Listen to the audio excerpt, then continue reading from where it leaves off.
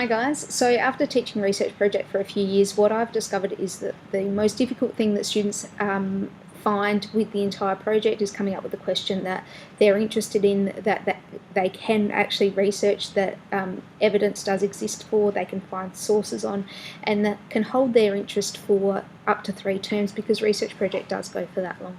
So what I'm going to do is show you how you can come up with a question, or at least narrow down a topic into a question that you can then research. And I will give you an example of something that someone's asked in the past that has helped them be able to actually find an answer that they could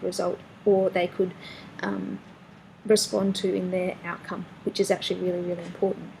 So if you look at the screen, what I've got here is what's called a graphics organizer, or a graphic organizer. I call this one the narrowing the topic organizer, because you start with a really, really broad topic and you narrow down to a question. There's another one on Moodle that's a lotus diagram. It's got a lot of squares on it, which can become quite confusing. I think this one's a little bit cleaner to use, which is why I choose to use this one as my example. So if we take the really broad topic that the girl had a few years ago, this was a year 11 who had just been diagnosed with type 1 diabetes. So the question, or the topic, was actually going to be relevant to her because it's something that she was interested in. She wanted to know why she had type 1 diabetes when no one else in her family had type 1 diabetes. So what her original topic was diabetes. Okay, kind of simple, really, really simple. Alright, so there are 2 types of diabetes. There is type 1 and there is type 2. Because she had type 1 diabetes, that is the type that she stuck with.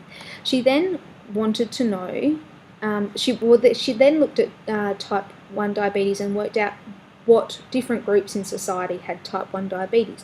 So she had adults, she had children, and she had teenagers. Alright, so she's got 3 different groups then. She could also divide that up into males and females.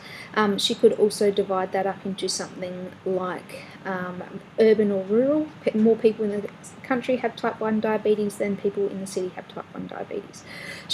What she was trying to find out is why she actually ended up with type 1 diabetes. So what she decided to do is look at the different reasons behind it and the treatments that could happen for it. So in the next line, what she actually wrote was things like genetics. Is type 1 diabetes the result of genetics? She then wrote medical treatments. Oh, she spelt it right though when she typed it. Medical treatments. She also looked at, or she also thought that she could look at something like how to live with it. Whoa, that's really helpful.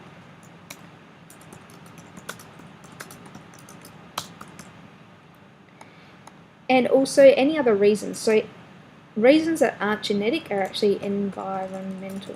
So reasons why someone ends up with a medical condition could be either because they're predisposed through their genetics or because they are exposed to something in the environment. So she has decided that she wants to look at type 1 diabetes. Awesome. She has also decided that she wants to look at teenagers because she herself was a teenager, therefore her diabetes type 1 in teenagers. She wanted to see if it was genetic or if it was environmental, and she's still got something to do here. And in this case, what she was interested in is why she herself had developed type 1 diabetes. Because she lived in Australia, she decided to focus on Australia as the place that she could look at, but you could also look at worldwide as a possibility of why it's increased. So the words in her question at the moment are 1, diabetes, teenagers, genetics, environmental, and Australia. They are currently the words that she could possibly put into her question. So in order to turn it into a question, you need some sort of word at the start, which actually causes you to question it. So in this case, you could put why type 1 diabetes has increased in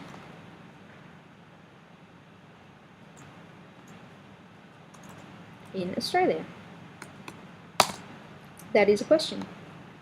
Alright, if we've got, so this is still though a very, very broad question, isn't it? It's not really all that specific. How are you going to start researching that? You're just going to type in type 1 diabetes teenagers in Australia? That would be a bit difficult because type 1 diabetes has existed for quite a long time.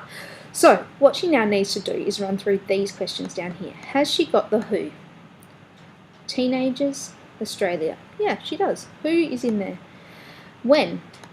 When is not in there yet. So why has type 1 diabetes in teenagers has increased in Australia? So why has type 1 diabetes increased in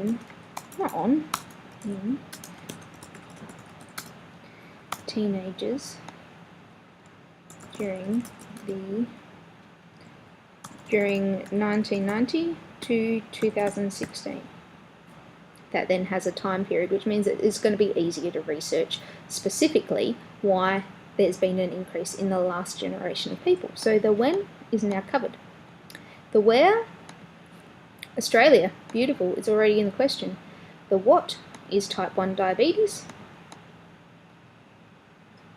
The how, why has type 1 diabetes increased in Australian teenagers during 1990 to 2016? You could add a how in there, like why has environmental factors increased the what we're going to say, the rate of type 1 diabetes in Australian teenagers. I'm going to move that down so you can see it a little bit more. You could do that question. That would be a completely valid question to do. However, you don't have to have the how, because part of your research would be actually discovering how and why that has actually increased. So I'm going to take that one away.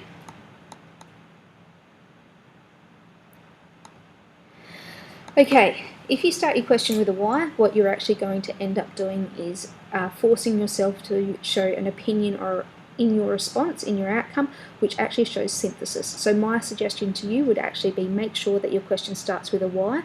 If it starts with a how, that is also okay, but every time you make a statement about what you should do, so how to build a speaker box for your car, that's cool. Just make sure you justify the steps that you put in there. Alright, make sure there is a question mark at the end of it. One of the performance standards of research project is that you narrow down the narrow down the topic to a very specific question.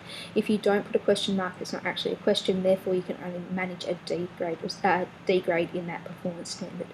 The other thing that you need to remember is that you can change a question if your research doesn't actually answer the question that you've put forward. That's okay, you can change it. Just make sure that you go back and annotate your proposal to show why and how you changed your question. Always justify any decisions that you make so that the people who are moderating for the SACE board can actually say, yep, that makes sense, this is why they've done it. Alright? If you get confused, please ask questions. I'm more than happy to help you out. Alright, hopefully that's helped you a little bit. Bye.